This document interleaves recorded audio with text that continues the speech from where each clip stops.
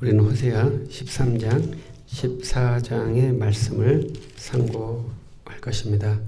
우리는 호세아서를 1장부터 14장까지 처음에는 1장부터 보았고 후반부부터는 2장씩 보아서 14장까지 왔습니다. 호세아 선지자는 쉽게 이해될 수 있는 말씀이 아니죠. 모든 성경이 쉽게 이해되지는 않습니다. 마지막 말씀이 이제 결론인 것 같습니다. 그것은 누가 지혜가 있어 이런 일을 깨달으며 누가 총명이 있어 이런 일을 알겠느냐. 여호와의 도는 정직하니 의인은 그 길로 다니거니와 그러나 죄인은 그 길에 걸려 넘어지리라. 아멘. 호세아 선지자에게 음란한 여인을 아내로 삼도록 하였고 거기에 세 자녀를 낳도록 하셨고 그러면서 여호와를 아는 지식에 대해서 호세아가 힘껏 말씀을 했습니다. 그리고 북이스라엘의 죄악을 아주 적나라하게 고발할 뿐만 아니라 그 죄악을 결코 용납하지 않으시는 하나님을 말씀했습니다. 그러나 그 하나님께서는 이스라엘, 야곱의 족속을 결코 버리지 않으시고 미워하지 않으시고 사랑하시며 기다리시며 회복하시는 주 하나님이라는 것을 말씀하고 있습니다. 그리고 마지막에 이제 여호와의 도가 정직하다고 말씀을 하시고 있습니다. 그런데 이런 말씀에 약간 재밌다고도 볼 수 있는데요. 그것은 9절 말씀이 그에게 이제 우리가 역으로 해석될 수 있는 그러한 말씀입니다. 이스라엘아 내가 패망하였나니 13장 9절입니다. 이스라엘아 내가 패망하였나니 이는 너를 도와주는 나를 대적함이니라. 이스라엘이 패망한 이유는 하나님께서 도움이신데 도움의 반석이신데 그 도움의 반석을 대적했기 때문에 너희가 멸망한다. 이러한 내용입니다. 그러니까 좀 더 본다면 어떻게 말씀되겠습니까? 도움의 대적을 멸시해도 사랑의 하나님께서 멸망시키지 않으면 되는 것 아니겠습니까? 그런데 하나님께서는 도움의 대적을 의지하지 않고 거역했다고 그 이스라엘을 패망시킨다고 하는 말씀입니다. 그러니까 이러한 것이 지금 우리들에게는 큰 걸림돌이죠. 사랑의 하나님과 대치되는 말씀처럼 보이죠. 하나님께서 그렇게 하시면 되겠습니까? 하나님 말씀을 듣지 않는다고 그 사람들을 멸망시키는 것이 사랑의 하나님이라고 볼 수 있겠습니까? 이것이 상당히 과도한 축약의 질문이죠. 이렇게 엉뚱한 질문을 해가지고 거기에 들어가는 것을 과도한 사색, 망하게 하는 사색 이렇게 말할 수 있습니다. 사람은 엉뚱한 사색을 하고 엉뚱한 질문을 잘 합니다. 그래서 저 같은 사람은 엉뚱한 질문을 하는데 깊은 생각을 하지 말라. 또 다른 말로는 엉뚱한 질문을 하면 거기에 답변하지 말라. 또 다른 말을 하면 엉뚱한 질문을 만나거들랑 그 자리를 피하라. 이렇게 말씀을 하고 싶어요. 엉뚱한 질문이라고 하는 것은 첫 번째, 나에게 충격을 주는 질문. 두 번째, 나를 이렇게 호리려는, 나를 엮으려는 질문. 이러한 질문들을 만날 때는 반드시 위험 사인이 내게 발동이 되어야 합니다. 그 엉뚱한 질문, 나를 지금 낚으려고 하는 그 질문에 내가 달콤하다고 하는 것은 결국 그 사람에게 낚이게 되는 것이 낚이는 결과밖에 되지 않는 것이죠. 그래서 우리들이 주께 은혜를 간구하는 것은 주님께서 우리에게 시험에 들게 하지 말라고 기도하려고 한 것은 우리의 힘으로는 그 달콤한 낚시 바늘을 피할 수가 없는 거죠. 주님께서 우리를 보호해 주셨기 때문에 우리가 그러한 질문을 만났을 때 분명히 사리 분별로 합리적으로는 그것이 맞는 거예요. 그렇기 때문에 당연히 합리적으로 거기에 넘어갈 수밖에 없는데 주님께서 그것을 보호해 주셔서 우리가 그 올무에 들어가지 않도록 보호해 주셨기 때문에 지금까지 유지를 하고 있는 것이죠. 그럼 언제 우리가 그 사망의 올무에 걸릴지 모르겠죠. 그러나 주님의 자녀들은 결코 그 사망의 올무에 들어가지 않을 것입니다.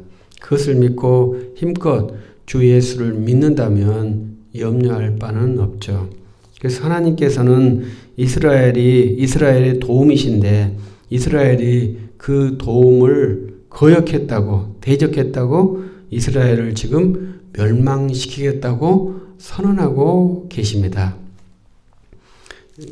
어떻게 보면 인지상정으로는 정상적이지만 사랑이 하나님께서는 정당하지 않는 것처럼 보이죠. 그러나 하나님께 인지상정으로 정당한 것보다 더 하나님께는 더 엄격한 법을 적용해야 한다. 이렇게 우리들이 훈련을 하고 있습니다. 다시 호세아 13장 말씀을 보면은요. 에브라임이 이제 출범했을 때의 말을 하는 것 같습니다. 1절에 에브라임의 출범은 여로보암인데 이 호세아는 에브라임, 이스라엘 이렇게 말하지 여로보암이라는 말을 안 쓰는 것도 하나의 특징입니다. 여로보암이 왕국을 세웠을 때 그 왕국이 이스라엘의 10지파를 통합시킨 그러한 왕국입니다. 그리고 호세아에 있었던 여로보암 2세의 왕국은요. 북이스라엘이 가장 강력했을 때의 왕국입니다. 그래서 에브라임이 말을 할 때 사람이 떨었도다. 그런데 그러한 그 상태에서 이스라엘이 교만하였고 바알로 말미암아 범죄하였고 그 범죄에 더하여서 우상을 만들었다. 이렇게 말씀을 합니다. 그런데 이 우상의 재료가 재밌는데요. 우상의 재료를 은으로 했다는 것도 상당히 특이한 일일 것입니다. 왜냐하면 자기들의 신이고 가장 존귀한 우상이라면 무엇으로 만들어야 되겠습니까? 금으로 만들어야 되지 않겠습니까? 가장 귀하다면 좀 외람된 표현입니다만은 금박이 아니라 금 덩어리로 해야 되지 않겠습니까? 근데 금 덩어리로 된 우상이 존재하지 않는다. 이렇게 말씀을 하는 거예요. 금박은 있습니다. 금박 우상은 있고 또 여기는 은으로 만든 우상이 있지만 금 우상은 없지 않느냐. 이렇게 약간 재밌는 위트라고 저는 생각을 합니다. 그래서 은으로 만들었다. 이렇게 말씀하면서 그 우상을 신이라 하면서 입을 맞추고 있다. 그런데 그래서 너희들이 아침 구름 같으며 이슬 같으며 연기 같을 것이다. 이렇게 심판의 말씀을 합니다. 그런데 이 이슬이 두 가지 형태예요. 3절에서는 심판입니다. 그러나 14장 5절에서 이슬은요 축복이에요. 그래서 우리가 옛날에 이슬비 전도편지 뭐 이렇게 해서 이슬이 심판의 상징으로 쓰일 때도 있고 축복의 상징으로 쓰일 때도 있습니다. 그래서 심판이란 것은 순식간에 사라져버리는 그러한 습기, 또 축복이라는 것은 이슬이었으면 습기가 없는 그러한 상태, 이렇게 한 단어에 두 가지 의미를 갖고 있는 형태를 지금 호세아가 사용하고 있습니다. 그래서 이슬 같은 그러한 심판의 심판이 올 것이라고 말씀하시면서 4절에 여호와께서 자기를 또 설명하십니다. 애굽 땅에 있을 때부터 나는 내 하나님 여호와라. 나 밖에는 내가 다른 신을 알지 말 것이다. 그것은 오직 한 분 여호와께서만 구원자이시기 때문이다. 이렇게 말씀을 하고 있습니다. 근데 우리가 성경을 볼 때 여호와라는 말을 좀 쉽게 생각을 해요. 그래서 여호와의 증인 이렇게 말하는데 그 제호바 이것이 없는 단어입니다. 음가가 정확하지 않아요. 그런데 이상하게 여호와의 증인들은 이 제호바를 진짜 여호와의 신음가로 생각을 하고 있죠. 그것은 정당한 주장이 아닙니다. 우리들도 이 여호와라고 말하는데 이 여호와는 중국 사람들이 한국 한자어로 쓴 것이고 우리가 그것을 제호바를 한글어 음역을 한 것이죠. 그래서 온전한 음가가 아니에요. 추상적인 음가예요. 임시 음가입니다. 진짜 음가가 아니에요.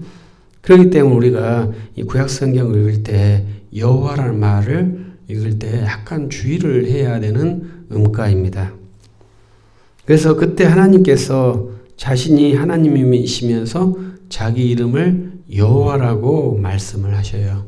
근데 70인역에서는 이 여호와라는 단어가 퀴리오스로 주님으로 번역이 되었습니다. 그런데 이제 우리 베드로 사도가 이제 사도들이 예수님을 부를 때 주라고 부를 때가 있는 것 같아요. 그런데 마태복음 16장에서는 주가 아니고 당신 이렇게 2인칭 대명사로 한 것이고요. 주라고 부를 때가 있습니다. 그런데 이제 자연스럽게 훌륭하신 마스터를 주라고 부를 수 있습니다. 그러나 이제 이 사도들이 나중에 오순절 성령 이후에는 그 주가 훌륭하신 선생님, 군주의 퀴리오스가 아니라 만유의 퀴리오스로 이해를 한 것이 우리 기독교 신앙이에요.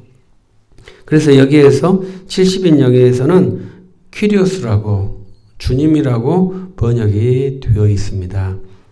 그것이 구약 성경과 신약 성경을 연결하는 아주 중요한 관점이에요. 그래서 우리들이 요엘서에서도 보면 여호와의 이름을 부르는 자가 구원을 얻으리라 이렇게 되어 있는데 그 여호와 이름을 부를 수가 없다는 것이 구약 성경의 가장 큰 충격입니다. 주님께서 주신 이름을 부를 수가 없어요. 그러나 이제 로마서 10장 13절에서는 주의 이름을 부르는 자는 구원을 얻으리라 이렇게 말씀했지 않습니까? 그때 주의 이름을 모르는 자가 누가 있습니까? 그래서 우리들이 구원을 위해서는 무엇을 해야 되느냐? 그것은 곧 주의 이름을 불러야 한다. 이렇게 말씀을 드릴 수 있죠. 그래서 모든 주의 자녀들은 주의 이름을 불러야 합니다. 우리 어렸을 때는 우리 아버지 이름을 부를 때 어떻게 부르는지를 훈련했죠. 그래서 재섭씨예요 이렇게 말하면 이런 버르장물이 없는 제자, 섭자 이렇게 말을 해야지 이렇게 부르는 방법을 가지고 우리들이 토론을 했는데 부르는 방법이 중요한 게 아니라 그 이름을 아는 것이 중요하죠. 그래서 아버지의 이름을 아는 것 이게 중요한 것이죠. 그래야 그 아버지의 그 자식이 되는 것이죠. 그런데 정작 이름만 아는 것이 부자관계가 아니잖아요. 그 이름을 부끄러워하지 않는 것이 진짜 관계가 되는 것이죠. 그런데 그 이름을 부끄러워한다면 그 아버지의 아들이라고 말할 수 있겠습니까? 그래서 저는 이제 우리 자녀들에게도 좀 가끔 훈련을 시킵니다마는 너희들의 눈에 아버지가 보잘것없이 보이더라도 너희의 아버지를 결코 부끄러워하지 말라. 그렇게 가르칩니다. 자기의 부모를 부끄러워하는 것은 곧 자기의 멸망이에요. 하나님의 이름을 부끄러워한 것은 곧 하나님의 자녀의 멸망입니다. 그래서 이스라엘 자손은 이름을 잃어버렸죠. 그래 우리는 이름을 잃어버릴 수가 없어요. 항상 우리는 이름을 불러요. 이름을 부르는 자가 어떻게 주의 이름을 부끄러워하겠습니까? 사도 바울은 부끄러워하지 말라고 그랬습니다. 우리의 구주의 이름을 부끄러워하지 말고 힘껏 주의 이름을 부르십시다. 주 외에는 구원자가 없습니다. 구원자를 박대하면 어디에서 구원을 받을 수가 있겠습니까? 그리고 6절 말씀은 배가 부를 때에 그들이 교만하여서 나를 잊었다. 그렇게 하신 말씀이에요. 참 충격적인 말씀이죠. 그런데 이제 우리들이 사역을 할 때 꼭 헌신자가 필요하죠. 그리스도인 부자가 꼭 필요하죠. 그러나 배부른 자는 주님을 잊어버리고 마음이 교만할 수 있는 확률이 매우 높아요. 그래서 부자와 우리 믿음의 긍휼함이 함께 있는 것이 결코 쉽지 않습니다. 그런데 가난하면서도 예수님을 안 믿는 그 긍휼이 없는 것은 또 어떻게 설명할 수 있을까요? 그것도 결코 쉽지는 않죠. 그래서 여러분들이 배가 부르신가요? 교만하지 않아야 됩니다. 여러분들은 가난하신가요? 교만하지 않아야 됩니다. 교만은 부자와 가난과 아무 관계가 없습니다. 예수 그리스도를 믿지 않는 자는 반드시 좀 외람되지만 교만하다고 보아야 합니다. 그러나 예수를 믿는다고 하면서 교만하는 것은 용납될 가치가 아니다. 이렇게 평가를 할 수 있습니다. 그래서 그러한 사람들, 하나님을 배반한 사람들을 향해서 주님이 심판하시는데 사자 같겠고 기다리는 표범 같으리라. 그래서 이 보면은 영어 단어에 럭크라는 단어가 있는데요. 그 단어를 써놨더라고요. 근데 우리가 옛날에 이제 스타크래프트라는 게임이 유명할 때 그 스타크래프트 영어 공부 이렇게 할 정도로 스타크래프트에 많은 영어가 나오는데요. 그 중에 하나가 럭크라는 단어도 나와요. 또 히드라라는 단어도 나옵니다. 이 럭크와 히드라가 모두 괴물입니다. 그래서 볼테르는 기독교를 히드라라고 주장을 했던 것으로 제가 기억하고 있고요. 이 성경 영어에서는 럭커, 땅속에 탁 들어가 있는 그러한 변형 기능이 있는 그러한 럭커로 표범이 기다리고 있다. 그러니까 무조건 잡혀 죽는 거죠. 거기만 걸리면. 그리고 새끼 잃은 곰같이 그들을 만날 것이다. 그래서 8절에 들짐승처럼 그들을 찢을 것이다. 이렇게 말하는데요. 들짐승의 포악함, 가장 잔혹한 상태를 말씀을 하고 있습니다. 그래서 하나님께서 얼마나 심판을 무섭게 할지를 말씀을 하고 있어요. 그래서 그러한 심판이 일어날 때 그 이스라엘에 또 우리가 다시 앞에서 했던 것처럼 하나님이 유일한 도움이신데 이스라엘이 그 도움을 의지하지 않고 대적하고 반역하는 모습을 말씀하고 있습니다. 그래서 항상 우리 사람의 가장 기본적인 태도는 자기에게 유익한 사람을 대적하지 않는 것이 인간의 가장 좋은 성품입니다. 인간에게 가장 첫 번째 유익한 대상이 부모고요. 두 번째 유익한 대상은 선생이고 세 번째 유익한 대상은 친구예요. 근데 이 세 대상에 대해서 우리들이 항상 배신감, 실망감을 갖게 되죠. 그때 절대 그런 마음을 가질 필요가 없습니다. 이 인류에서는요, 그 부모와 선생과 친구 외에 나에게 도움을 줄 자가 없어요. 그렇기 때문에 우리들이 힘써서 그런 분들을 사랑하고 함께 나아가야 될 그러한 자세를 갖고 있어야 됩니다. 그러나 하나님은 완전한 우리의 도움이시죠. 그 도움을 거부하는 것, 반역하는 것이 얼마나 자기를 멸망시키는 일인지 알 수 없습니다. 그런데 하나님께서 자기를 대적하셨다고 해서 이스라엘을 멸망시키겠다고 하십니다. 그 일은 하나님의 온전하신 정의시죠. 그리고 12절 말씀에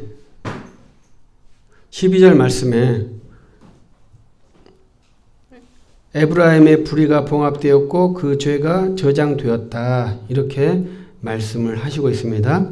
봉함되었다고 하는 말은 이렇게 봉함되었다 이렇게 하는데요. 다른 말로는 저장되었다. 그러니까 뒤에 저장되었다는 것이 맞고요. 좀 더 합당하고요. 죄가 저장되었다고 하는 말씀은 정확하게 쌓여져 있다, 이렇게 비밀스럽게 기록되어져 있다, 이렇게 볼 수 있는 개념입니다. 그래서 이것을 해산하는 여인으로 비유했어요. 그래서 해산한 여인으로 비유했다는 것은 좀 여러 함되지만, 여인이 처음에 그 임신했을 때 그 아이의 자궁 상태가 표시가 안 나지 않겠습니까? 그러나 그 상태로 시작되었고 그것이 계속 그 커감으로써 그것이 드러나 있는 상태고요. 그래서 그 만삭이 되어서 산딸이 되었지만 나오지 않는 상태, 그것을 아주 그 심각한 내용으로 비유를 해주고 있습니다. 인류의 가장 비참한 표현이요, 아이벤 여인을 죽이는 거예요. 가장 잔혹한 모습인데, 그것보다 좀 더 잔혹한 것은 여인이 아이를 산딸이 되어서 낳지 못하는 고통이에요.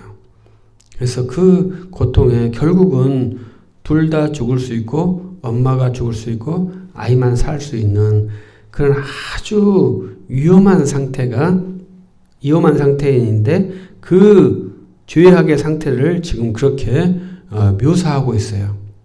그래서 이 해산하지 못하게 되면 그 여인은 반드시 죽죠.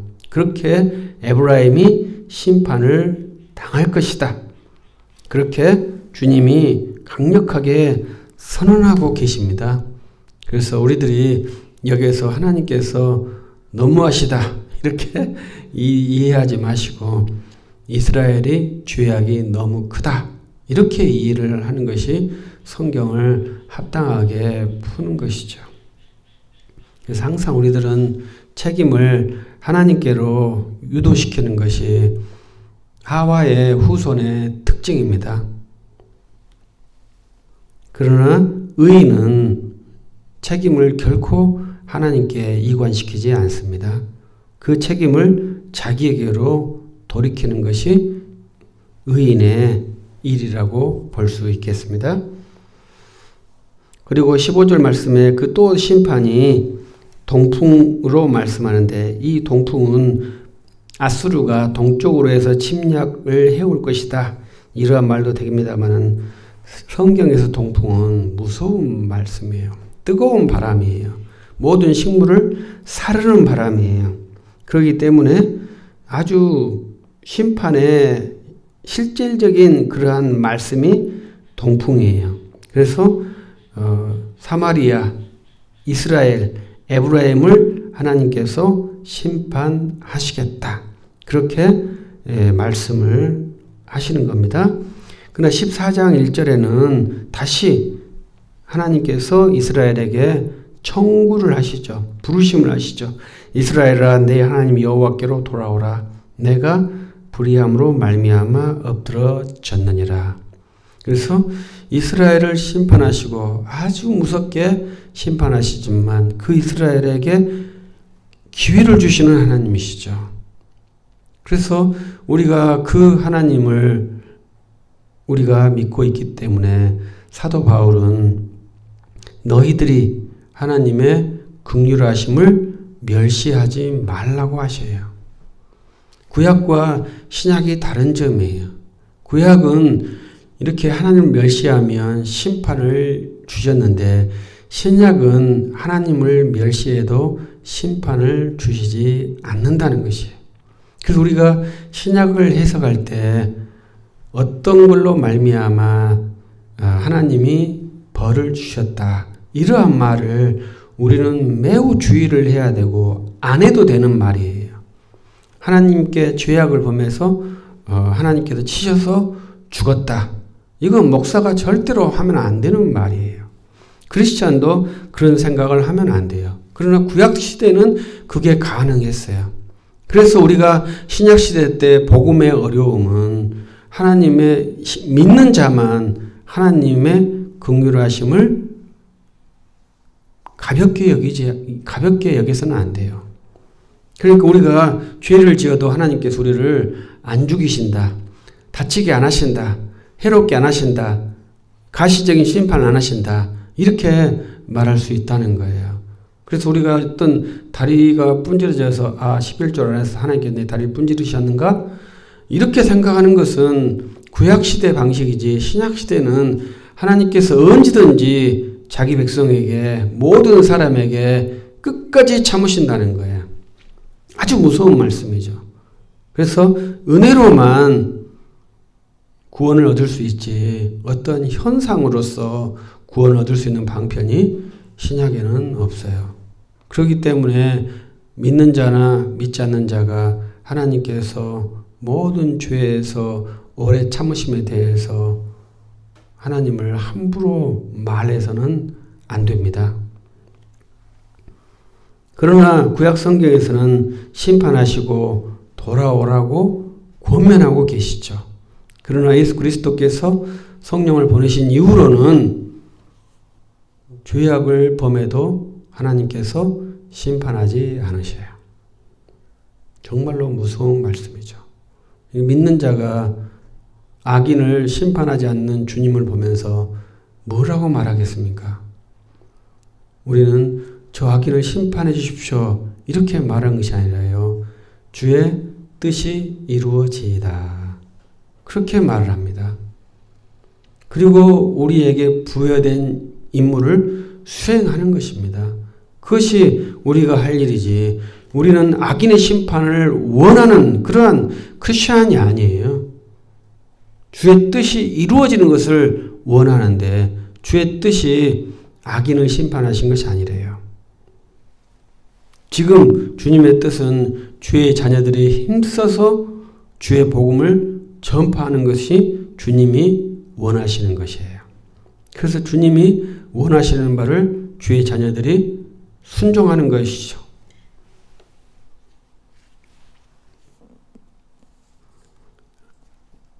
그래서 하나님께서 이스라엘을 돌아오라고 말씀하시고요. 돌아와서는 이제 우상이 아닌 하나님을 섬기라. 아수르가 아닌 여호와를 섬기라. 이렇게 섬기겠다고 그 돌아온 사람들이 회개를 하는 것이죠. 그 사람들을 받아주시니까 그 사람들이 어찌 다시 이스라엘 우상에게로 아수르에게로 애굽으로 돌아가겠습니까? 이것은 좀 이제 마지막으로 재밌는 이야기라고 생각을 하는데요. 이제 교회에는 좀 재밌다 이렇게 생각하는 것이 하나 있는데 그것은 우리가 술을 먹어야 될까요? 술을 마시지 않아야 될까요? 그게 중요한 문제 같지 않습니까? 그런데 어떠한 한 청년이 술을 너무 좋아하는 청년이었어요. 그런데 예수님을 믿고 교회에 들어온 거예요. 교회에 들어와서 청년회를 참석했어요. 그런데 이 청년회의 주제가 뭐냐면 우리는 술을 마셔야 될까요? 마시지 않아야 될까요? 그 주제를 토론하고 있는 거예요. 그러면 그 고주망태 청년이 술을 끊고 교회에 와서 그 크리스찬들에게 뭐라고 말을 하겠습니까? 이슬람 교도가 회심해서 기독교에 들어왔어요. 그런데 기독교 안에서는 이슬람 신자에게 복음을 전도할까요? 전도하지 않을까요? 이렇게 회의를 한다면 그 이슬람 신자는 크리스찬에게, 교회에 무슨 말을 할까요? 교회가 무엇을 해야 될지를 정확히 알아야 되죠. 교회는 연구하는 집단이 아니에요. 교회는 주의 말씀에 순종해서 복음을 전도하는 집단이에요. 복음을 전도해야 할 그러한 교회가 토론을 하고 있으면 어떻게 되겠습니까? 복음을 전도하기 위해서 토론한다는 것은 매우 복되지만 전도할 것인지 말 것인지 토론한다는 것은 상당히 아이러니한 것이고, 이제 그런다는 것은 새로운 신자들에 대한 배려가 없다는 것이겠죠. 그들이 들어왔으면 그들이 더 복음의 전도자가 될 수 있도록 격려해주고 함께 힘을 합쳐서 복음을 전도하는 것이 교회의 일이지 않겠습니까?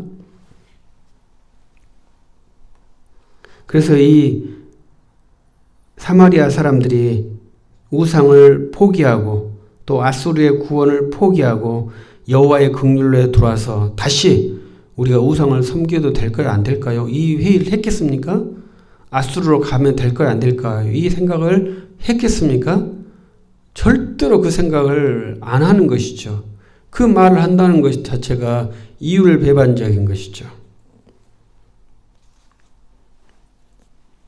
그래서 우리들이 그것을 잘 한번 생각해 봐야 될 좀 재밌는 표현이라고 생각을 해요. 그래서 여호와께서 그들을 구원해 주셨다고 하는 것은, 사마리아 사람들이 구원받았다고 하는 것은 그들은 결코 다시는 그 배도의 자리로 가지 않는 것이 인간 법의 원칙이에요. 그것이 일사부재리의 원칙이라고 말할 수 있거든요. 그것을 우리들이 잘 알아야 되는데, 인류 역사는 일사부재리 역사가 수없이 깨진 역사를 갖고 있습니다. 그렇기 때문에 끊임없이 속임수와 위장 전술이 난무하는 것이 인간 세계예요. 그러나 언제든지 우리의 법 원칙에는 일사부재리의 원칙을 적용시켜요. 그래서 두 번 법을 수정할 수 없다, 이렇게 말하는데, 여기서는 지금 일사부재리가 깨졌잖아요. 그러니까 두 번 안 되는 것은 결단코 다시 세 번째로 돌아갈 수는 없다는 것을 말한다, 이 말이에요. 그 원리들이 교회법에도 상당히 적용되어 있습니다. 그래서 우리들도 다시 죽을 사망에서 생명으로 왔지 않습니까? 일사부재리가 깨진 겁니다. 그래서 다시 사망으로 갈 수 없는 그러한 법 원리에 의해, 법 원리가 우리한테 있는 것입니다. 그래서 주님께서 그들의 반역을 고치시고 그들을 이슬처럼, 백향목처럼 향기롭게 아름답게 만드셨습니다. 그래서 거기에서 열매를 얻는 그러한 복된 역사를 이루시겠다, 이렇게 호세아 선지자가 예언을 하고 있고 축복을 하고 있고 기대를 하고 있습니다. 사랑하는 주의 자녀들이여, 우리가 예수 그리스도를 믿습니다. 주의 은혜로 우리가 예수님을 믿고 있습니다. 어찌 이 복된 길에서 다시 후퇴를 하겠습니까? 후퇴를 한다는 것은 이 예수 그리스도의 믿음의 길에 들어와 있지 않다고 볼 수밖에 없습니다. 예수 그리스도를 믿는 길에 들어온 자는 결코 밖으로 후퇴할 수 없는 것이 이 호세아 14장에 나와 있는 원리이고요. 9절에 있는 것처럼 여호와의 도가 정직하기 때문에 의인은 그 길로 다닙니다. 결코 그 길에서 떠나지 않습니다. 좁은 길에서, 십자가의 길에서 결코 떠나지 않습니다. 그러나 죄인은 그 길에 걸려 넘어지죠. 그래서 이 보면 그 길에 들어왔다는 것이죠. 그러나 그 길에서 걸려 넘어져서 그 길에서 이탈되는 그러한 그림으로 지금 보여주고 있어요. 그러나 이제 원리적으로는 그 길에 들어오면 결코 이탈하지 않는다 이렇게 보지만 여기에서는 그 길에 들어온 것처럼 보이지만 그 길에서 걸려서 넘어진다. 그 길에서 이탈한다. 의인의 길에서 좁은 길에서 십자가의 길에서 들어온 것처럼 보이지만 그 길에서 이탈되고 많은 것이 죄인이죠. 그 죄인이 죽을 때까지 의인처럼 살 수도 있습니다. 그러나 그는 죄인의 모습을 갖고 있는 것이죠. 왜냐하면 그 길에서 걸려 넘어지니까요. 의인은 그 길로 다닙니다. 우리는 예수 그리스도께서 세우신 그 좁은 길을, 그 십자가의 길을 가겠다고 선언한, 고백한 주의 자녀들입니다. 여러분은 지금 세상의 길에 있습니까? 아니면 십자가의 길에 있습니까? 여러분의 육체의 욕망이 계속 나온다면 여러분은 지금 두 길에 발을 걸치고 있지 않겠습니까? 여러분은 십자가의 길에 있어야 될 그러한 의인입니다. 여호와의 도에 있어야 할 그러한 크리스찬입니다. 그렇기 때문에 세상의 길, 욕망의 길에서 발을 떼시고 십자가의 길에 온전히 서서 두 발로 십자가를 걷는 그러한 주의 자녀가 될 수 있기를 바랍니다. 기도하십시다. 전능하신 하나님 감사합니다. 주께서 우리를 구원하셨습니다. 주의 구원의 은혜가 얼마나 큰지요. 그러나 우리는 여전히 육신을 가지고 있기 때문에 육의 욕망에 있습니다. 우리의 육의 욕망을 주여 제어해 주시옵고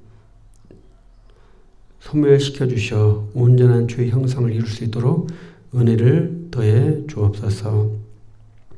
여호와의 도를 온전케 세워서 주의 형상을 나타내게 하시옵고 그리스도의 향기를 나타나게 하시옵고 주의 아름다움을 나타낼 수 있는 복된 주의 자녀들이 되게 하옵소서. 감사합니다. 주 예수 그리스도의 이름으로 기도합니다. 아멘.